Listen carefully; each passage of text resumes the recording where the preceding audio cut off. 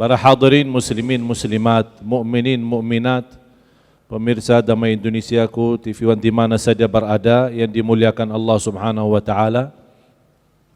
Innahu laqur'anun karim fi kitabim maknun. Sungguh Al-Quran itu mulia. Tapi kita berhenti di sini. Kata mulia itu bukan hanya Al-Quran sendiri mulia dan kita semua yakin sebagai umat Islam Al-Quran itu adalah mulia. Tapi kata karim, Al-Quran mulia dan memberikan kemuliaan bagi orang yang memperhatikan Al-Quran. Kemuliaan apa? Dari sisi pahala. Cuba lihat teknologi yang Allah turunkan dalam Al-Quran. Kitab mana yang ada di dunia dalam satu huruf kita baca dapat 10 kebaikan? Tidak ada. Hanya Al-Quran.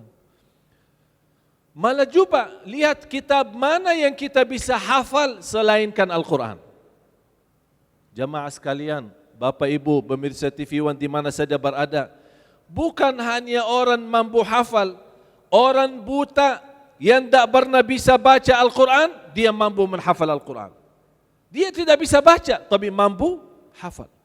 Dan kita sudah buktikan berapa banyak di antara kita yang buta huruf, sudah usia, sudah umur, tapi dia mampu hafal Yasin. Dia belum tahu huruf Al-Quran, tapi dia mampu menghafal Al-Fatihah. Saya kalau bertanya sekarang, semua hafal Al-Fatihah enggak? Hah? Yang belum hafal Al-Fatihah angkat tangan. Tidak ada yang tidak hafal. Anak kita yang belum bisa A, B, C, dia sudah bisa membaca Al-Fatihah, malah bisa menghafal Al-Fatihah. Ini merupakan apa? Kemu'jizatan dalam Al-Quran. Saya memberikan ada satu membuktikan kandungan Al-Quran itu betul-betul banyak rahasia. Dari sisi teknologi, sisi ilmunya, apa saja sudah sempurna. Oleh karena itu sengaja dijadikan Al-Quran kitab yang terakhir yang Allah turunkan kepada umat manusia. Karena di dalamnya banyak rahasia. Kalau ada kitab yang sebelumnya baik, di Al-Quran lebih baik. Kalau di kitab yang sebelumnya punya kekurangan, di Al-Quran sudah sempurna. Allah Subhanahu wa taala menjelaskan satu ayat yang di dalamnya memberikan tanda besar berobatan dari penyakit kanker. Tapi orang tidak tahu. Sekarang banyak menjadi penyakit masa ini adalah kanker. Mana ada orang mendengar kata kanker, bahaya ini. Lebih baik mati daripada menghadapi penyakit seperti ini.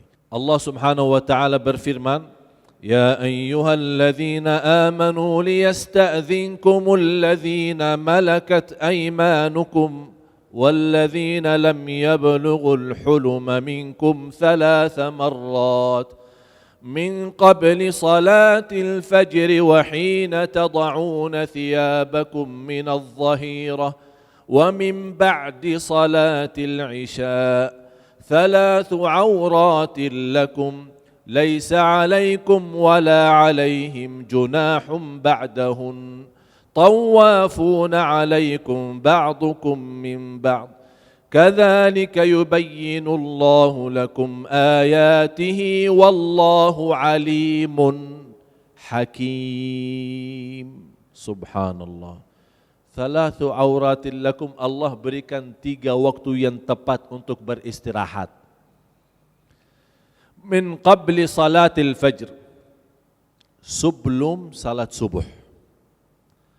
Wa min ba'di salatil isya, sesudah salat isya. Wa hina tad'una thiyabakum min adh-dhahira, di waktu siang hari. Kalau di Indonesia jarang ada orang tidur siang hari.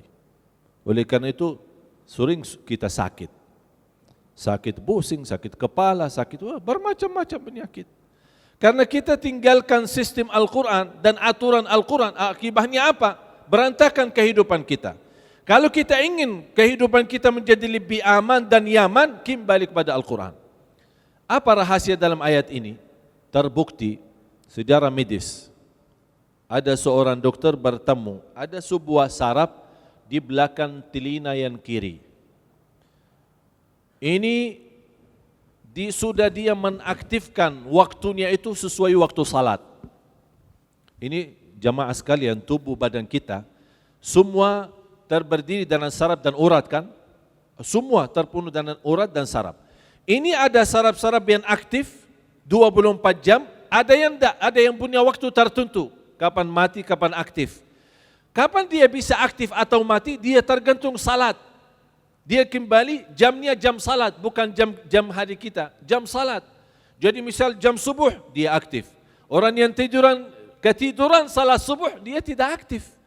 Kalau kita bangun salat subuh, baru dia aktif.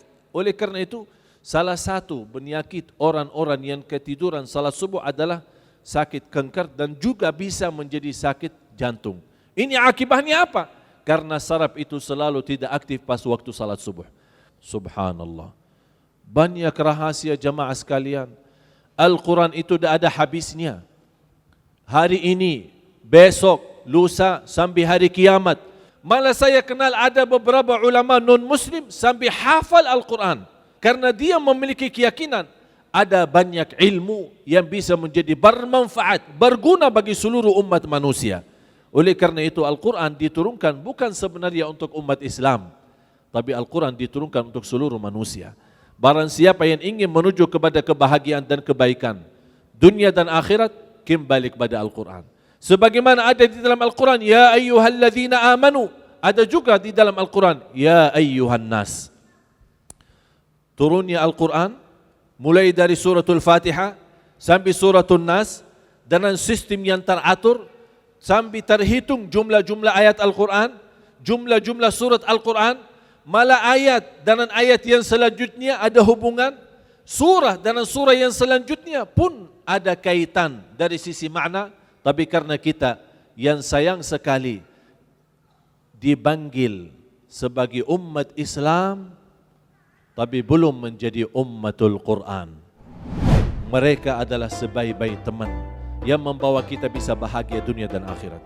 Rasulullah sallallahu alaihi wasallam, kemudian sahabatnya, kemajuan negara umat Islam, zaman khalifah bara khalifah, kemudian sama para wali dan salihin, sampai negara Utsmani yang mampu menguasai dunia kurang lebih 600 tahun. Coba bayangin.